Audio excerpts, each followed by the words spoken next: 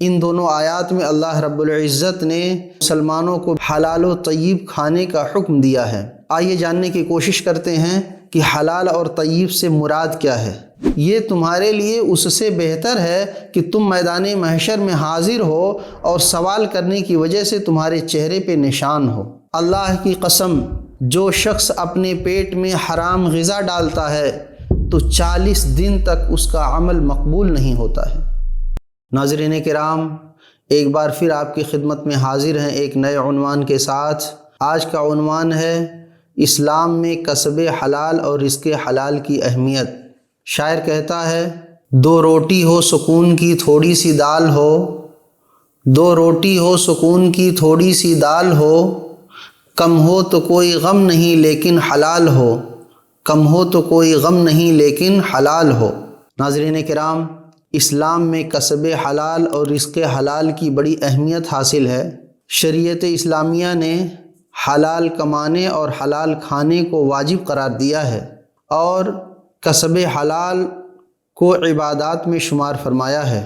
اللہ رب العزت ارشاد فرماتا ہے، یا ایھا الناس کلوا مما فی الارض حلالا طیبا، اے لوگو کھاؤ جو کچھ زمین میں حلال اور پاکیزہ ہے، ولا تتبعوا خطوات الشیطان، اور شیطان کے نقش قدم پر نہ چلو، انہ لکم عدو مبین، بے شک وہ تمہارا کھلا ہوا دشمن ہے۔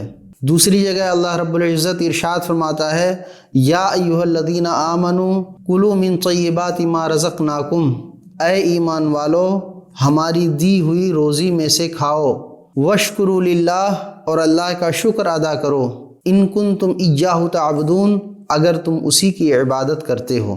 معزز ناظرین، ان دونوں آیات میں اللہ رب العزت نے تمام انسانوں کو بالعموم اور مسلمانوں کو بالخصوص حلال و طیب کھانے کا حکم دیا ہے۔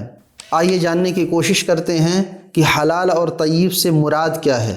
مفسرین کرام فرماتے ہیں، حلال سے مراد وہ چیز ہے جسے شریعت اسلامیہ نے حلال قرار دیا ہو، جیسے بکرے کا گوشت، اناج، سبزی، مختلف قسم کے پھل وغیرہ۔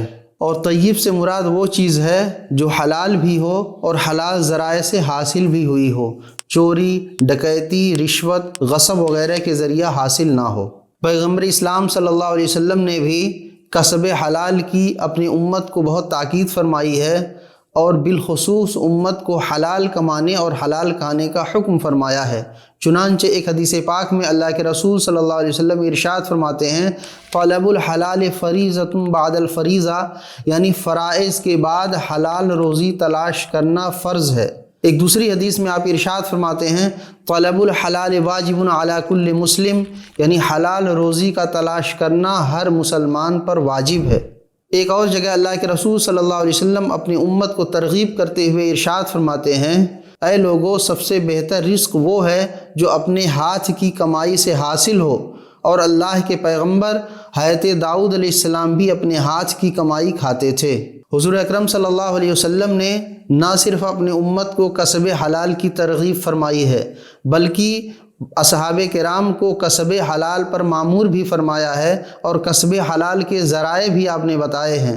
چنانچہ کتب احادیث میں حضور اکرم صلی اللہ علیہ وسلم سے ایک بڑا ہی پیارا واقعہ منقول ہے کہ ایک بار ایک انصاری صحابی حضور صلی اللہ علیہ وسلم کی بارگاہ میں حاضر ہوئے اور انہوں نے اپنی ضرورت پیش کی۔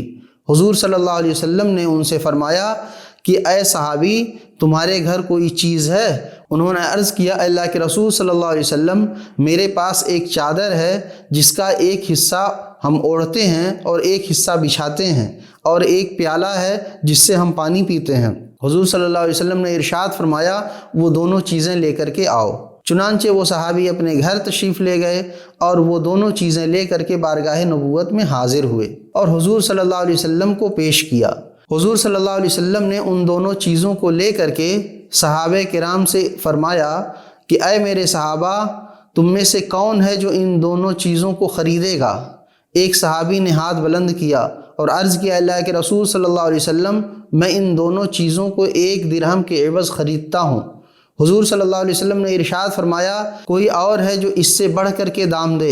ایک اور صحابی کھڑے ہوئے، عرض کیا، اللہ کے رسول صلی اللہ علیہ وسلم، میں ان 2 چیزوں کو 2 درہم کے عوض خریدتا ہوں۔ چنانچہ حضور اکرم صلی اللہ علیہ وسلم نے ان دونوں چیزوں کو 2 درہم کے عوض صحابی کے ہاتھ بیچ دیا، اور وہ جو 2 درہم حاصل ہوئے تھے وہ انصاری صحابی کے ہاتھ میں رکھ کر ارشاد فرمایا کہ اے میرے صحابی، تم سیدھے بازار جاؤ، 1 درہم کا اناج خریدو اور اسے لے جا کے اپنے گھر والوں کو دو، اور دوسرے درہم کی کلہاڑی خرید کر کے میرے پاس آؤ۔ چنانچہ وہ صحابی 2 درہم لے کر کے بازار گئے، 1 درہم کا انہوں نے اناج خریدا اور دوسرے درہم سے کلہاڑی خریدی، اناج کو اپنے گھر پہ رکھا اور کلہاڑی لے کر کے حسب ارشاد حضور اکرم صلی اللہ علیہ وسلم کی بارگاہ میں حاضر ہوئے۔ حضور اکرم صلی اللہ علیہ وسلم نے اپنے مبارک ہاتھوں سے اس کلہاڑی میں لکڑی کو پیوست کر دیا اور صحابی کو دیتے ہوئے ارشاد فرمایا کہ اے میرے صحابی، اب تم اسے لے کر کے جنگل میں جاؤ اور لکڑیاں کاٹ کر کے مارکیٹ میں فروخت کرو، کچھ دنوں کے بعد میرے پاس آنا۔ چنانچہ وہ صحابی بارگاہ نبوت سے نکلے اور سیدھے جنگل گئے۔ اس کے بعد سے روزانہ کا ان کا معمول ہو گیا کہ وہ جنگل میں جاتے، لکڑیاں کاٹتے، انہیں اٹھا کر کے مارکیٹ میں لاتے اور بیچ کر کے اس سے پیسے حاصل کرتے۔ کچھ دنوں کے بعد پھر وہ حضور اکرم صلی اللہ علیہ وسلم کی بارگاہ میں حاضر ہوئے تو ان کے ہاتھوں میں 10 درہم تھے۔ حضور اکرم صلی اللہ علیہ وسلم نے ارشاد فرمایا اب ان درہموں میں سے کچھ کا اناج خرید لو، کچھ کے کپڑے خرید لو۔ پھر آپ نے ارشاد فرمایا اے میرے صحابی، یہ تمہارے لیے اس سے بہتر ہے کہ تم میدان محشر میں حاضر ہو اور سوال کرنے کی وجہ سے تمہارے چہرے پہ نشان ہو۔ پھر حضور صلی اللہ علیہ وسلم نے فرمایا کہ سوال کرنا اس کے لیے حلال ہے جو نہایت ضرورت مند ہو یا مقروض ہو یا سخت خوبہ کی ادائیگی میں گرفتار ہو۔ معزز ناظرین، اس واقعے سے ہمیں یہ درس ملتا ہے کہ اگر اللہ رب العزت نے ہمارے ہاتھوں میں توانائی عطا کی ہو، ہمارے بازوؤں میں قوت عطا کی ہو، ہمیں ذہن و شعور عطا کیا ہو، تو ہمیں اپنی قوت اور اپنے عقل کا استعمال کر کے حلال روزی خود ہی کمانا چاہیے، اپنے بھی کھانا چاہیے، دوسروں کو بھی کھلانا چاہیے، کبھی بھی دوسروں کا دست نگر نہیں ہونا چاہیے، اس لیے کہ اللہ کے رسول صلی اللہ علیہ وسلم نے ہمیں یہ تعلیم دی ہے کہ الید العلیٰ خیر من الید السفلیٰ، اوپر والا ہاتھ نیچے والے ہاتھ سے بہتر ہے۔ یعنی مومن کی یہ شان ہونی چاہیے کہ وہ دینے والا بنے، لینے والا نہ بنے۔ ناظرین کرام، جب حلال لقمہ ہمارے پیٹ میں جاتا ہے تو اس سے ہمارے جسم اور روح کو بالیدگی حاصل ہوتی ہے، ذہن و شعور پروان چڑھتا ہے، ہمارا دل روشن ہو جاتا ہے، نیکیوں اور خیر کے کاموں میں ہمارا دل لگنے لگتا ہے، اور ہم مختلف اعمال صالحہ کو آسانی سے ادا کرنے پر قادر ہو جایا کرتے ہیں۔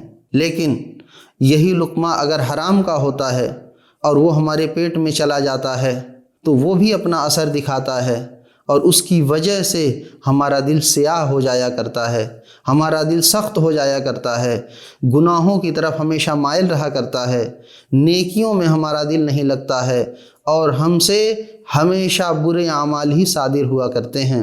اسی لیے اللہ کے رسول صلی اللہ علیہ وسلم نے جہاں ہمیں حلال کھانے، حلال کمانے کی ترغیب فرمائی ہے، وہیں حرام کھانے اور کمانے سے بھی حضور صلی اللہ علیہ وسلم نے دور رہنے کا حکم دیا ہے۔